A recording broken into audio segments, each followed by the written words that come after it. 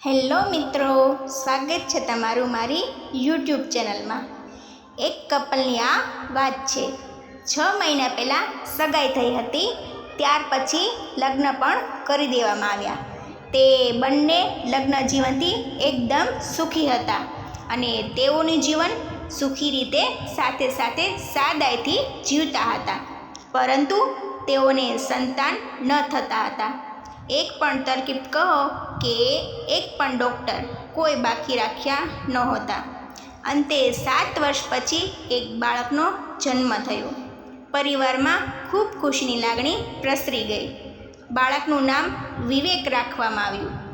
આ સંતાનને બંને કપલ ખૂબ લાડકોડથી ઉછેરતા અને બાળક પણ લાખોમાંનો એક કહીએ તો ચાલે તેવો, નામ જેવો જ ગુણી।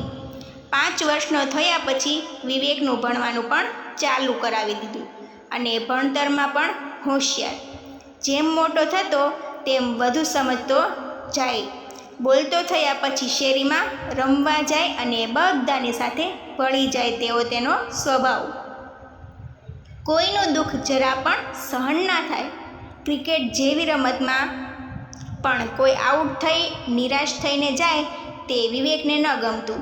તે એને ફરીથી દાવ આપતો। જોતામાંથી વિવેકને 10 વર્ષ થઈ ગયા। જન્માષ્ટમી એટલે કે સાતમ આઠમનો સમય। વિવેકને મેળામાં જવું બહુ જ ગમતું, માટે દર વર્ષે તેના માતા પિતા ગામડેથી 30 કિમી દૂર મેળો ભરાતો પણ ત્યાં અચૂક લઈ જતા અને એને જે જોઈએ તે લઈ દેતા। સાતમનો દિવસ આવ્યો એટલે માતા પિતાએ વિચાર્યું કે આપણે આજે જઈ આવીએ, શહેરમાં ખરીદી પણ થઈ જાય અને વિવેકને મેળામાં પણ ફરાઈ જાય। બંને છે વિવેકને લઈને નીકળી પડ્યા। ગામડેથી બસ મળી જતી પણ હાઈવે પર ઉતારી દેતી અને ત્યાંથી શહેરમાં જવું હોય તો 1 કિલોમીટર ચાલવું પડે। શહેર પહોંચીને ખરીદી પતાવી ત્યાં સાંજના 7 વાગી ગયા અને પછી ગયા મેળામાં અને આખો મેળો ફરી વળ્યા। 3 કલાક ક્યાં નીકળી ગઈ ખબર જ ના પડી।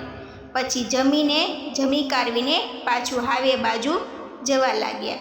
હાઈવે પર ચાલીને જતા હતા ત્યારે અચાનક પાછળથી પૂર ઝડપે આવતા ખટારાએ વિવેકને અડફેટે લઈ લીધો અને મા બાપની નજર સમક્ષ ઘટના સ્થળે જ તેનો એકના એક દીકરાનું કમકમાટી ભર્યું મોત થયું અને માતા પિતાની હાલત કાપો તો લોહી ન નીકળે તેવી થઈ ગઈ। બંને જાણે બેભાન જેવા થઈ ગયા। આજુબાજુના લોકોએ સ્વસ્થ કરી અને પોલીસને બોલાવી। ટ્રક ડ્રાઈવરને પકડવામાં આવ્યો, કોર્ટમાં હાજર કરાયો। જજ સાહેબે પિતાને બોલાવીને જુબાની લીધી। પિતા બોલ્યા, જજ સાહેબ, એમાં હકીકત એવી છે કે મારો છોકરો જ દોડીને ટ્રકની સામે ગયો હતો, એમાં ડ્રાઈવરનો કંઈ જ વાંક નથી। આટલું જ બોલી શક્યા અને પછી કંઈ જ બોલાયું નહીં એમનાથી અને કોર્ટમાં 2 મિનિટ માટે સન્નાટો છવાઈ ગયો। જજની કલમ પણ થોભી ગઈ। પછી જજ સાહેબે ડ્રાઈવરને નિર્દોષ કરાર આપીને છોડી દીધો। પણ આવા બયાન પાછળ એનું કારણ શું હશે, જાણીને દંગ રહી જશો। જ્યારે માતા પિતા બંને કોર્ટમાં આવતા હતા ને ત્યારે માતાએ વિવેકના પિતાને કહ્યું, વિવેક આટલા જ દિવસનો મહેમાન હતો એટલે આટલું જ રોકાણો। ડ્રાઈવરને સજા થશે તો વિવેક પાછો નથી આવવાનો, પણ જો સજા થશે તો એને આપણા વિવેક જેવડા જ છોકરાઓ પણ રખડી પડશે અને આમ પણ વિવેક કોઈને દુઃખી જોઈ ન શકતો। તો જો તમે ડ્રાઈવરને છોડી દો ને તો કદાચ એના આત્માને શાંતિ મળી જાય। આટલું તો એ માતા માંડ બોલી શકી।